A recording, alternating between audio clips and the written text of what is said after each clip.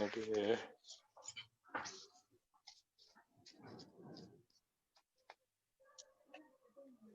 Udah? Sudah siap, Mbak. Udah deh. Siapa yang mau mulai? Mas Denny aja wes, Mas Denny monggo. Cowoknya lo ya, cowoknya harus ngalah lo ya. Loh. Karena dia cowok sendiri. Nah, paling ganteng Perkenalan sendiri. dulu ya berarti ya. Perkenalan, nama saya Denny Hartanto, bisa dipanggil Denny dari kampus Untak Surabaya. Umur perlu umur? Gak usah lah. Aduh, Ya kalau mau ya nggak apa-apa. 17. Itu bohongnya. Oh, ya. Oke, Nah, lanjut sepatunya Mbak. diganti 2 gitu kah? Apa? Bisa jadi Mbak. Diganti 2. Bisa jadi Mbak itu Mbak.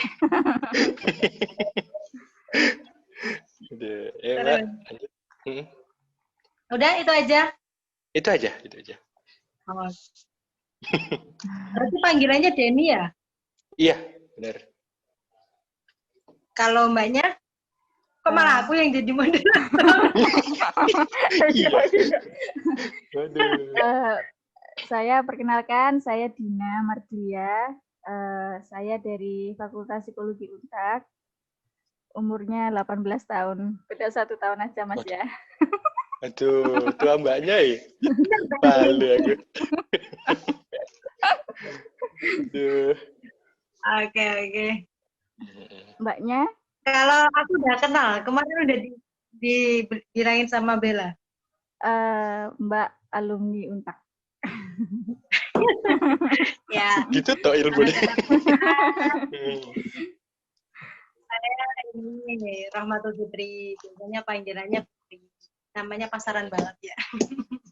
Terus S1 dulu S1 di UIN Malang, tahu ya? Oh iya. Tahu Mbak.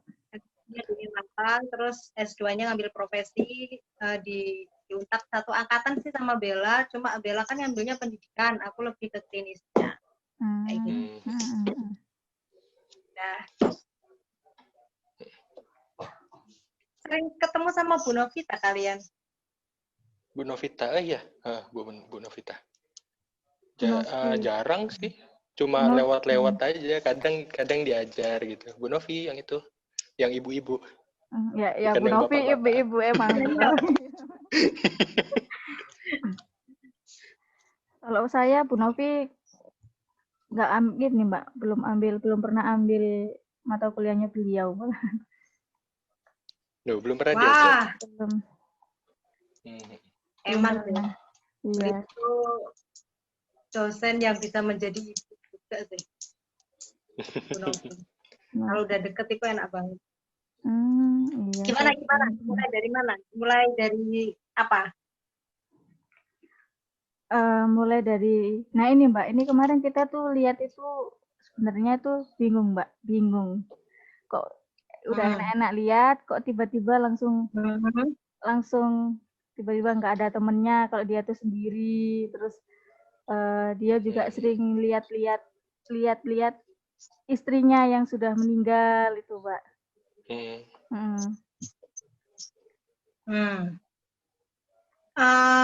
Aku kan sebenarnya melihat Shutter Island itu pertama kali dulu pas kayaknya S1. Di situ juga nggak begitu paham karena kayak kalau kita sebagai orang awam itu melihat film itu kok kayak loncat-loncat gitu loh. Yang pertama ngomongin apa, yang kedua kemana gitu kan. Tapi kalau sama kita lihat lagi apalagi kalau sama kita sudah belajar tentang schizofren, tentang gangguan kepribadian, itu psikoanalisa masuk banget loh di situ Shutter Island itu. Dan kita sedikit banyak akan paham ternyata yang dialami sama siapa namanya itu? Si Andrew nama palsunya ya itu Andrew ya. Nama palsunya tuh Edward. Ya. Nama aslinya kan Andrew, cuma dia mengalami penyangkalan kan. Ya, jadi kayak apa namanya? Yang dialami dia, anggapan dia, pemikiran dia, yang dilihat dia itu tuh kurang lebih hasil dari halusinasi dan delusinya dia. Dia kan mengalami schizofren paranoid kan di situ sebenarnya. Jadi kayak ketika ada badai, terus apa namanya yang dia ketemu sama salah satu perawat di gua Solomon itu ternyata juga hasil dari halusinasinya dia. Halusinasi. Dia kayak menciptakan orang gitu, menciptakan orang lain, menciptakan sosok lain yang membuat dia itu lebih aman gitu. Sebenarnya itu sudah pernah belajar define mekanisme nggak, Sigmund Freud? Sudah pernah? Sudah. Sigmund Freud. Nah, jadi dalam psikoanalis itu kan ada kita runtut dulu ya, kalau di Shutter Island itu kan pertama itu ada apa namanya Andrew yang berubah nama menjadi Edward. Dia kayak di situ melakukan semacam detektif itu kan sama Chuck yang ternyata adalah psikiaternya sendiri. Itu sebenarnya rumah sakit di situ melakukan sesuatu terapi peran yang terapi peran yang benar-benar kayak di situ tuh benar-benar melibatkan semua pihak gitu.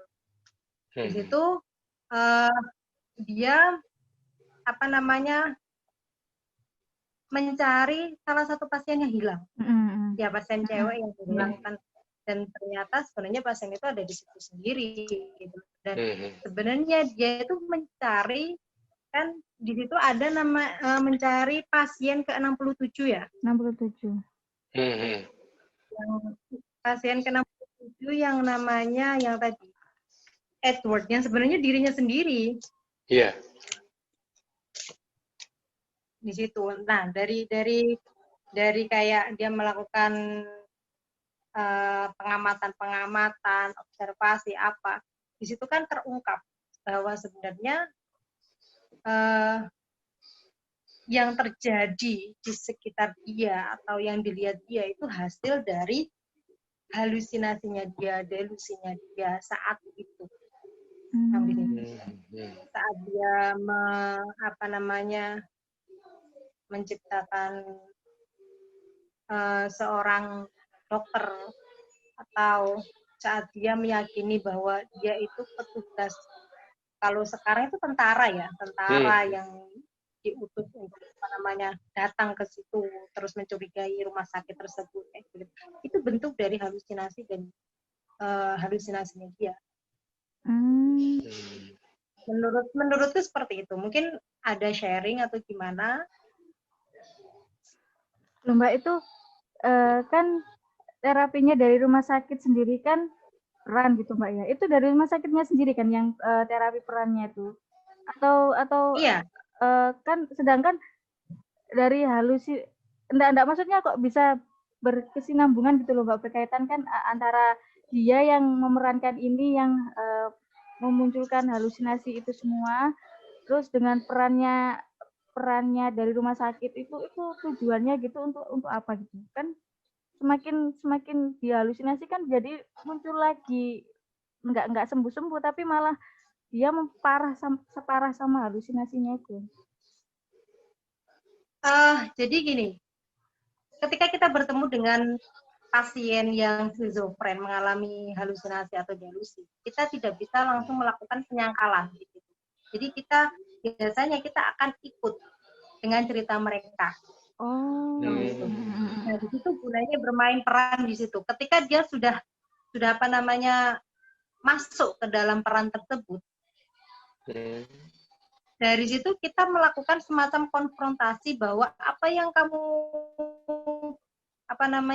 kamu rasakan, apa yang kamu lihat selama ini itu sebenarnya adalah halusinasi kamu sendiri, penyangkalan dia.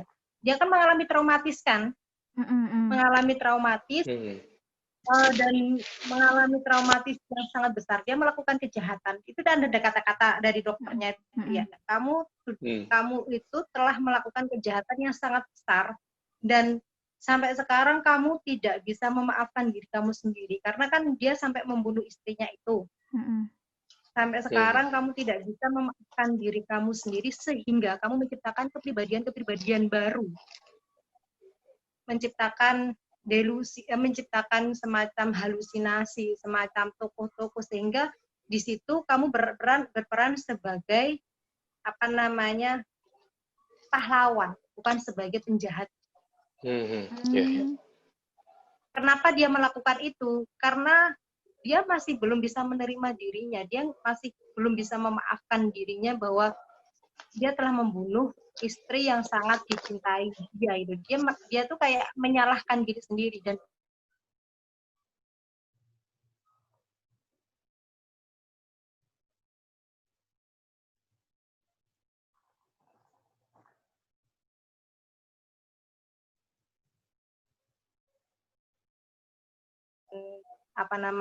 kejadian-kejadian traumatis tersebut.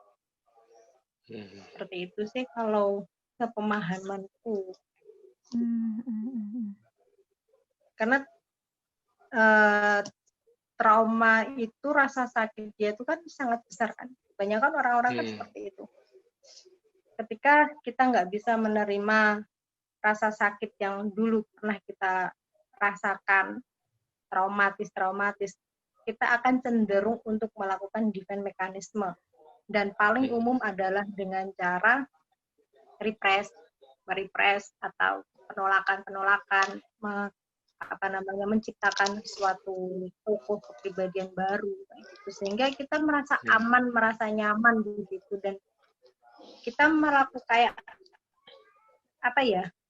bukan menghadapi tapi malah kita melarikan diri. Dan mekanisme itu. Dan bahayanya saat kita sudah terlalu hanyut, terlalu sakit, terlalu melakukan defense tersebut, ya akhirnya akan terjadi kayak gejala-gejala seperti skizofren atau bahkan kepribadian ganda atau yang lainnya, gangguan-gangguan emosi. Menurutku. Ada lagi? Tentang trauma Mbak ya. Kalau sudah kayak gitu tuh bisa disembuhkan nggak sih Mbak? Kan dia kan memunculkan juga tokoh yang seorang wanita membunuh anak-anaknya. Padahal itu istrinya sendiri kan yang membunuh anak-anaknya sendiri itu. Dan dia menyangkalnya kalau dia membunuh istrinya karena istrinya itu udah membunuh ketiga anak-anaknya itu. Ya gitu kan? Nah itu juga termasuk penolakan ya Mbak? Atau gimana? Iya, itu termasuk defense-nya dia. Jadi kalian ngelihat kan kalimatnya dia ketika dia sadar bahwa dia merasa bersalah karena karena mengabaikan istrinya yang saat itu sebenarnya juga mengalami gangguan jiwa, kayak depresi gitu kan. Istrinya berkali-kali kayak mengeluh merasakan sakit di kepala atau apa gitu, sehingga tapi dia abaikan sampai akhirnya istrinya membunuh ketiga anaknya itu. Dan karena istrinya sampai membunuh anaknya dan dia merasa mengabaikan istrinya, sehingga dia tuh tidak bisa memaafkan dirinya sendiri gitu. Makanya dia menciptakan orang lain, menciptakan tokoh wanita lain untuk disalahkan. Dia kayak melarikan diri dari situ. Mbak, saya mau tanya, kalau film itu, ini agak untuk saya pribadi nonton film itu tuh emang rada membingungkan ya, mungkin bagi saya yang nonton dari sudut pandang awam. Maksudku endingnya itu dia tetap seperti itu atau ada proses lanjut untuk dia, kayak kan ada gambaran tentang dia akan dilobotomi gitu kan. Itu delusinya atau memang pihak rumah sakit yang melakukan itu? Nah itu, kalau rumah sakit jiwa zaman dulu kan lebih banyak pada eksperimen-eksperimen gitu kan. Nah, sebenarnya kalau ngomong masalah lobotomi, kita kembali ke obrolan dokternya itu sama dia saat dokternya itu mencoba untuk menyadarkan dia, kan kayak terjadi suatu kesepakatan. Dokternya bilang, kalau seumpama eksperimenku ini berhasil, kamu tidak akan dilakukan lobotomi. Tapi kalau seumpama ternyata eksperimenku ini tidak berhasil, ya untuk agar kamu tidak melakukan kekerasan dan tidak terjadi korban lagi, ya terpaksa kami harus melakukan lobotomi gitu kan. Nah, pas waktu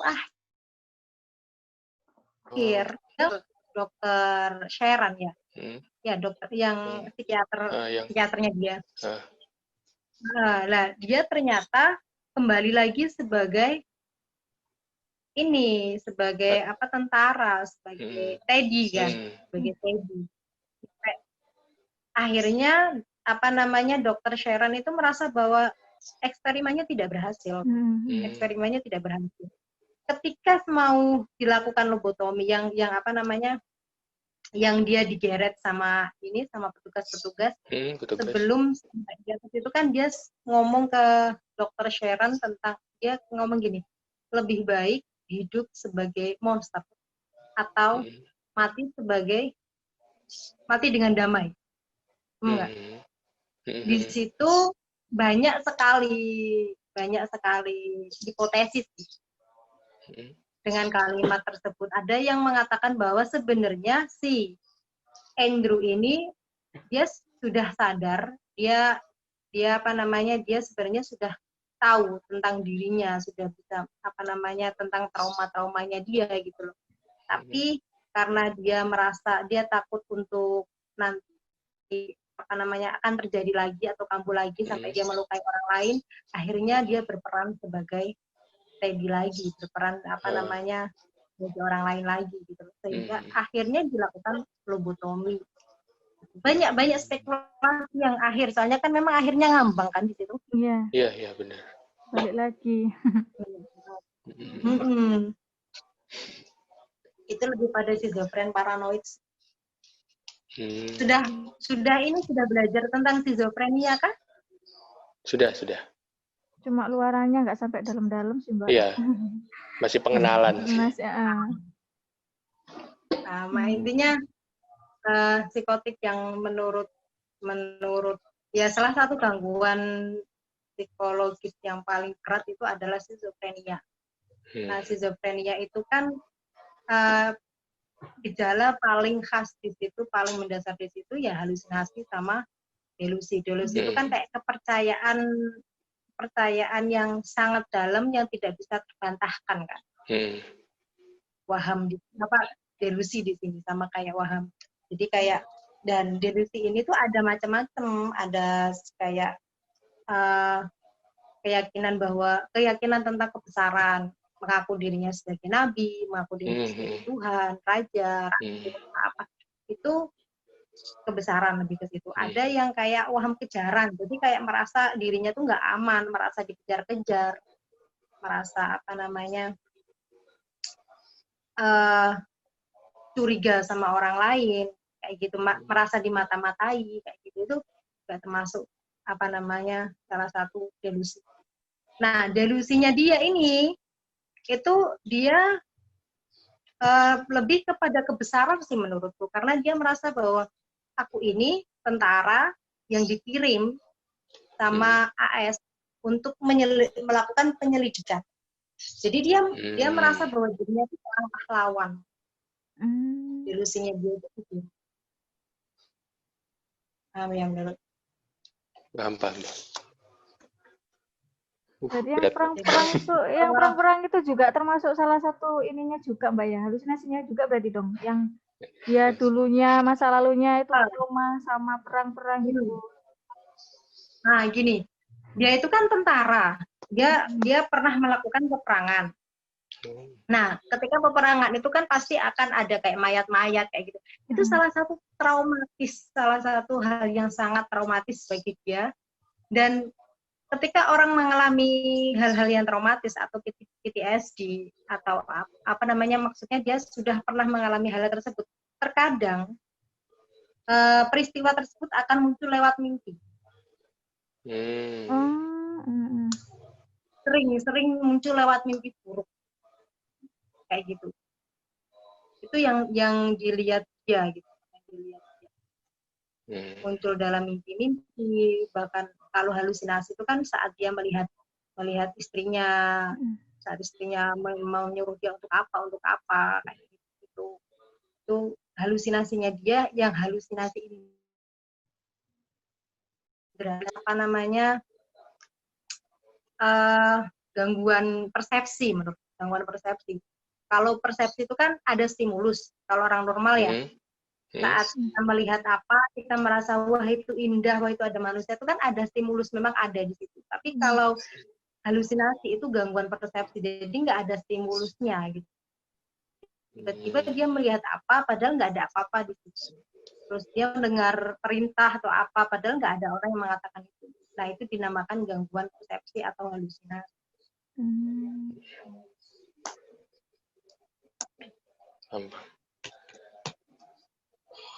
Ada?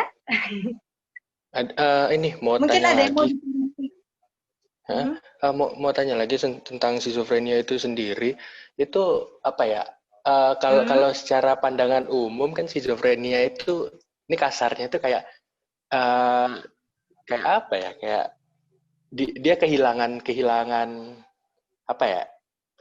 Kayak apa ya, schizophrenia anggap aja kasarnya, mohon maaf, kayak akalnya hilang gitu loh. Tapi ada nggak ya schizophrenia yang dia itu sebenarnya sadar bahwa dia itu sakit, bukan yang dibikin-bikin ya, maksudnya kayak oh aku sadar aku sakit dan apa ya, kayak tapi dia tidak bisa menghindari itu gitu. Nah ya, banyak yang seperti itu, dan itu merupakan hal yang sangat bagus menurutku ketika ada pasien yang tahu bahwa dirinya mengalami gangguan schizofren atau gangguan depresi atau apapun itu akan apa namanya, tingkat kesembuhannya akan lebih besar gitu. Tingkat dia mengontrol dirinya akan lebih besar. Tapi yang paling susah saat dia sebenarnya mengalami gejala-gejala tersebut, tapi dia menyangkal. Dia merasa bahwa aku nggak kenapa-kenapa gitu. Aku normal, aku nggak seperti apa yang kalian katakan gitu. Itu yang paling susah saat kita mendekati pasien-pasien yang seperti itu. Dan kebanyakan itu dialami oleh schizofren paranoid. Schizofren paranoid, ketika kita bertemu dengan orang paranoid, itu dia normal, dia tuh kelihatan normal sebenarnya, dia kelihatan normal. Cuma saat kita benar-benar melakukan interview secara mendalam, kelihatan dah, oh dia tuh ada waham curiga, oh dia tuh nggak mudah percaya sama orang, oh ternyata dia ada halusinasi, ada kayak bisikan-bisikan kayak gitu. Tapi saat seumpamanya kita ngobrol biasa, dia normal. Beda sama schizophrenia hebephrenic, tahu ya? Kan ada beberapa macam schizophrenia, ada schizophrenia paranoid, hebephronic, sama katatonik. Kalau hebephrenic ini untuk waham dan halusinasinya itu terkadang malah nggak kelihatan waham sama halusinasi mereka. Malah ada yang tidak ada gitu. Cuma mereka itu lebih ke regresi, lebih kayak kembali ke masa anak-anak yang dulunya, yang seharusnya dia mandi, dia nggak mandi, dia kayak bingung mondar mandir sana sini, terus dia kembali ke masa anak-anak, apa namanya, jadi kayak manja, terus nggak mau sampai pakai baju, kan banyak ya kalau sampai kita nemukan di jalan-jalan gitu, itu masuk dalam schizophrenia hebephrenic. Kalau katatonik itu lebih kayak kaku secara tiba-tiba, enggak? Selama kita berdiri nih, tiba-tiba badan kita kaku, nggak bisa digerakkan sama sekali. Itu salah satu tanda yang paling mendesak. Dan biasanya mereka mempunyai afek datar. Afek datar itu kayak mereka kayak nggak punya emosi gitu. Ngomong ya tanpa emosi biasanya. Salah satu tandanya kayak gitu. Yang ketika sedih itu seharusnya nangis, ternyata mereka tertawa terbahak-bahak. Terus yang Seharusnya kalau bahagia itu tertawa, mereka menangis kayak gitu. Jadi kayak apa namanya, afeksi mereka, emosi mereka itu juga terganggu. Kayak gitu. Itu salah satu schizofrenia. Kayak gitu itu pengobatannya gimana Mbak ya? Kayak yang schizophrenia paranoid gitu misalnya. Kan apalagi kalau dia benar-benar itu udah parnonya tuh udah akut gitu Mbak, dikit-dikit itu takut, nggak percaya sama orang, terus benar-benar ya sampai nggak mau keluar ke rumah gitu.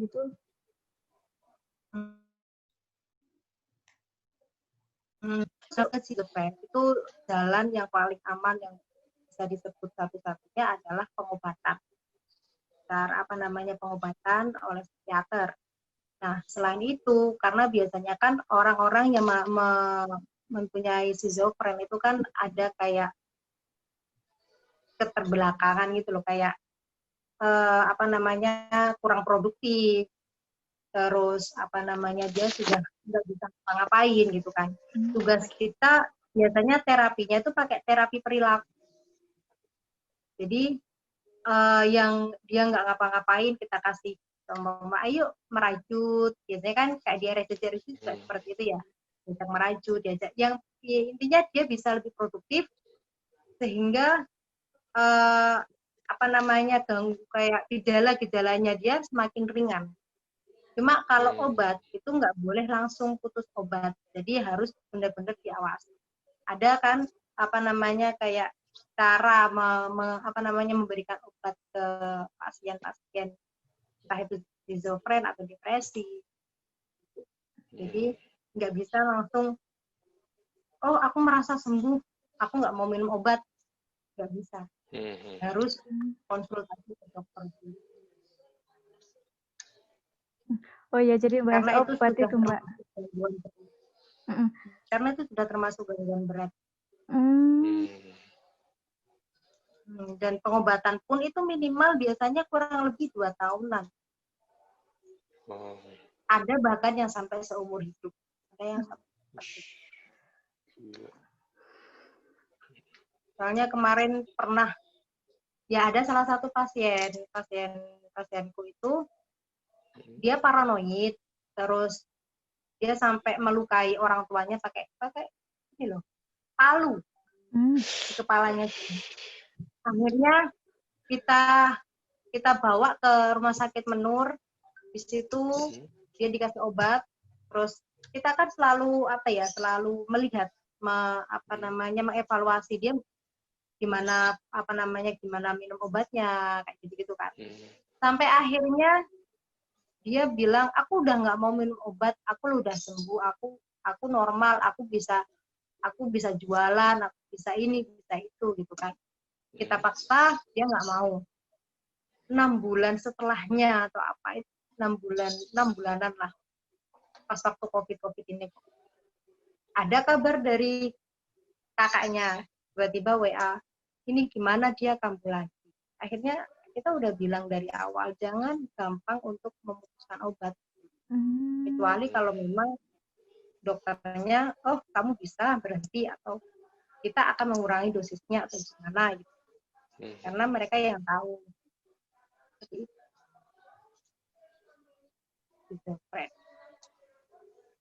Berat.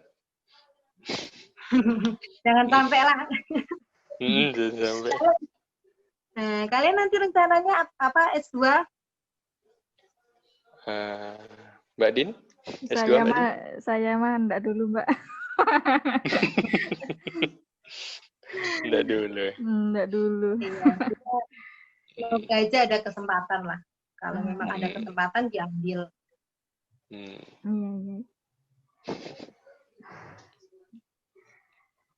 Ada yang mau didiskusikan lagi? Caranya dokter, caranya psikiatri ngasih obat ke pasien itu kan macam-macam. Berarti kayak yang di film itu juga termasuk ya, Mbak?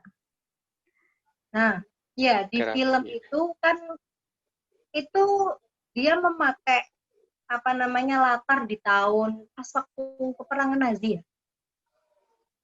Di situ kan kayak heboh-hebohnya kayak apa namanya pasien-pasien rumah sakit jiwa yang dibuat eksperimen kayak gitu kan. Nah, sepertinya di tahun itu tuh kayak ditemukan obat-obat psikotropika. Baru ditemukan kayak apa namanya clozapine atau apa gitu. Kayaknya baru ditemukan di pada tahun itu.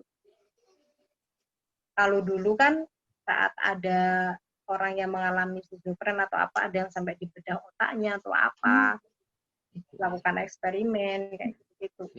Ngeri kalau zaman dulu. Makanya. Intinya untuk pasien, kenapa?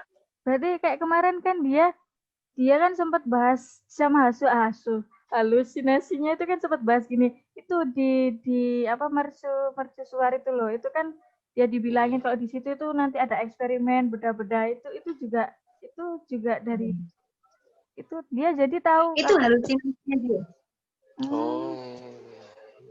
Itu halusinasinya dia karena paranoid itu kan paham utamanya adalah curiga kan dia. Curiga. Tidak percayaan. Jadi kayak dia itu bisa mengarang cerita untuk meyakinkan bahwa mereka itu bahaya buat dia.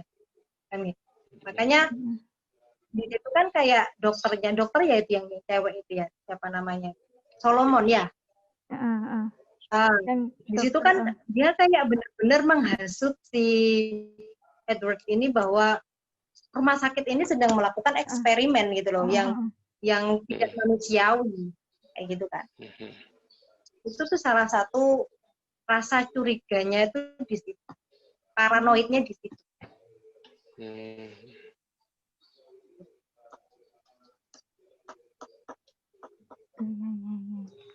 Padahal menurutku obat-obatan yang diberikan ke dia kan untuk menurunkan gejala dia gitu. Tapi berarti benar Mbak ya yang dibilangin kamu minum yang dikasih, kamu ngerokok yang dikasih, itu buat kan dihasut kalau itu tuh buat dia semakin linglung, sakit kepala, itu salah satu hasutan juga. Tapi itu benar obat Mbak, itu yang disuruh minum sama yang rokok itu kan rokok. Kalau menurut pandanganku ya, dia dikasih obat saat dia merasakan sakit kepala yang luar biasa itu loh, yang dia migrain atau apa. Kayaknya obat penenang buat dia. Cuma untuk minuman atau untuk rokok itu menurutku nggak semuanya dikasih obat sih. Itu hal yang itu salah satu paranoidnya dia, bahwa dia merasa karena dia merasa nggak aman di situ. Akhirnya dia kan malah berpikir bahwa minuman yang dia minum itu ada obatnya, terus rokok itu ada obatnya juga kayak gitu. Itu dalam paranoidnya di situ juga. Kecurigaannya dia sendiri berarti Mbak ya. Kecurigaannya dia. Oh ya, ini waktunya tinggal 5 menit, nggak terasa ya? Nggak kerasa ya? Itu tadi mau ini. Ini direkam kan? Iya Mbak. Ya, direkam. Direkam nanti. Dosennya siapa ya? Bu Nindi ya. Bu Nindi. Nggak kenal siapa. Oh malah nggak kenal Mbaknya sama Bu Nindi ya? Kalau dosenku dulu itu Bu Novi, Bu Ati, ya Bu Ati, Bu Tati, Bu Niken, Pak Roso, terus siapa yang industri organik, Pak Andi, terus banyak dosen yang dari luar juga. Bu Deden itu nggak ngajar di S2 toh Mbak? Bu Deden juga, Bu Deden, tapi Bu Deden lebih ke pendidikan. Oh iya. Pak Herlan, kalau klinis Pak Herlan, Bu Novi, Bu Tati.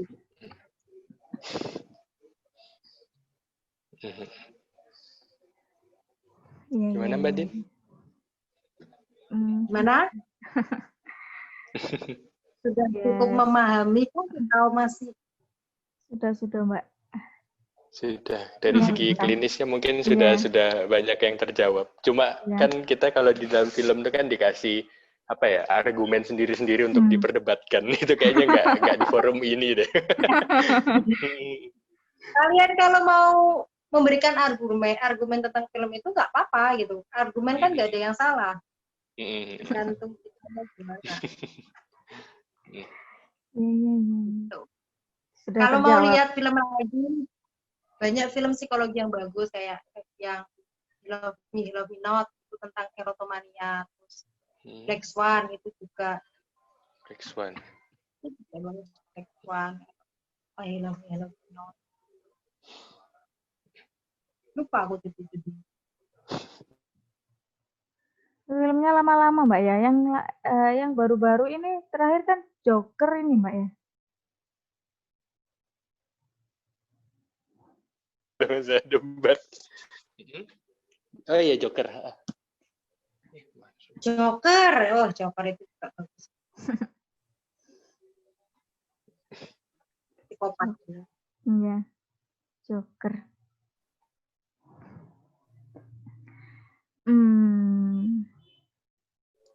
Yang belas lagi sebenarnya banyak gangguan psikologis itu berawal dari rasa trauma, banyak kayak peristiwa-peristiwa dikarenakan peristiwa-peristiwa yang nggak menyenangkan atau pola asuh, kebanyakan dimulai pada masa anak-anak, masa bayi, orang tuanya seperti apa ke dia kan, banyak yang disebabkan oleh pola asuh orang.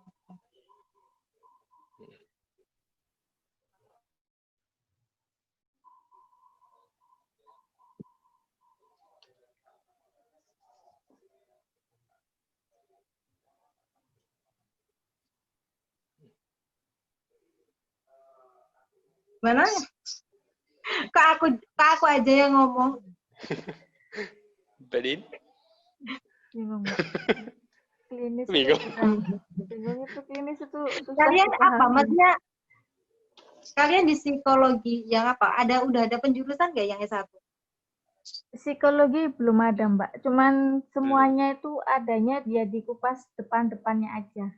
Kayak bionya, terus klinisnya, cuman covernya aja sih Mbak, nggak sampai penjurusan dasarnya aja. Kebanyakan kayak kepribadian itu apa, teori-teorinya psikoanalis, teoris, humanis, teorinya kayak gitu, terus hal yang paling dasar di S1 ya. Kalau pengen lebih mendalam, sama S2, tapi ngambilnya S2 yang profesi itu mendalam. Semoga aja ada kesempatan ya. Waduh. Amin. Amin, Mbak. Nggak harus langsung kok. Udah? Sudah kayaknya sudah terbuka wawasannya untuk filmnya. Ya, bermanfaat. Kalau semua ada yang salah atau apa, nanti bisa dibenarkan sama dosennya atau kalian diskusikan sama teman-teman. Karena kan siapa tahu ada yang salah. Iya, siap. Baik. Terima kasih Mbak ya atas waktunya. Terima kasih banyak Mbak. Ya. Next time mungkin bisa direpotin lagi. Lo Anda lo. Repot. Nggak apa-apa. Malah seneng aku kalau cuma bisa sharing, bisa apa gitu. Nanti kalau videonya jadi share ke aku ya. Siap. Nanti dikasih linknya Mbak. Subscribe Mbak ya. Waduh. Kalian sebelumnya emang buat YouTube atau gimana? Dari Bu Nidia itu kayak gitu Mbak. Disuruh bikin YouTube. Tapi Mbak Dinaya tuh YouTuber memang. Misalnya